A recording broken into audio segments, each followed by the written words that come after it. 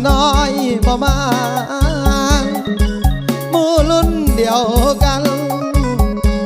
ก้อยบ่เคยสนใจเห็นสาวรุ่น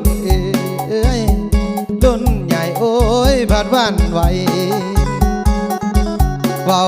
อย่างบ่อาอยากได้เจ้ามาขอ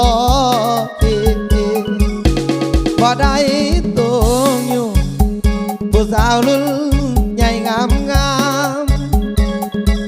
ที่คอยติดตามสาวสำน้อยนั้นบ่สู้เขาต้องพกทุกอย่างสวดทรงองค์แอวนุ่